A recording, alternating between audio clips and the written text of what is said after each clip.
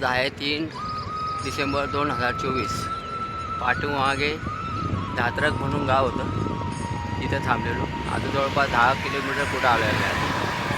हर हर महादेव, हर हर. मुलप्पल या गावात आम्ही पुढे चाललो आहे. समोर दिसते ती बैताराणी रिव्हर आहे.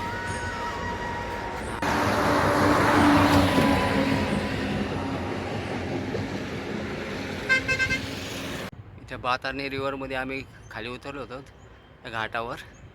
इथं आता स्नान करून पुढे जाऊ. मध्ये एक मंदिर लागलं आहे. हे गाव आहे केडलुगा.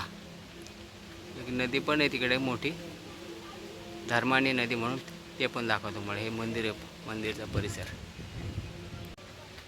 हे घाटावर चाललो आहे. समोर धर्माणी म्हणून नदी आहे.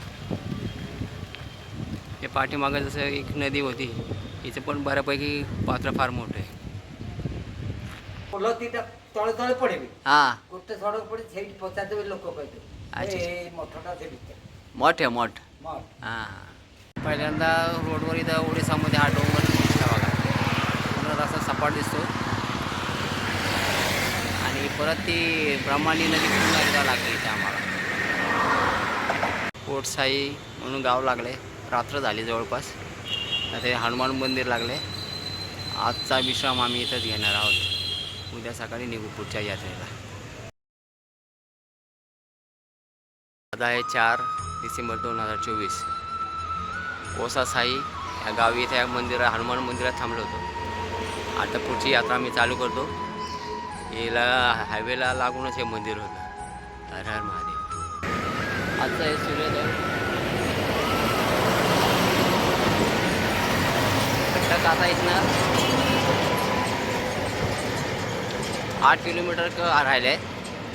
आम्ही अगोदर कोणार्क जाऊ, कोणार्कनंतर मग जगन्नाथपुरी जाऊ.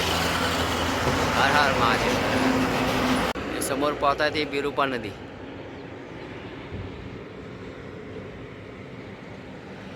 पासून पुढे आल्यानंतर आणखी एक नदी लागली, महानंदी नदी. फार मोठी नदी ही पण.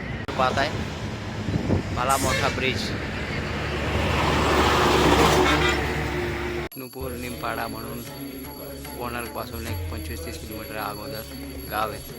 ते संध्याकाळी आम्ही आज इथेच थांबलो. हर हर महादेव.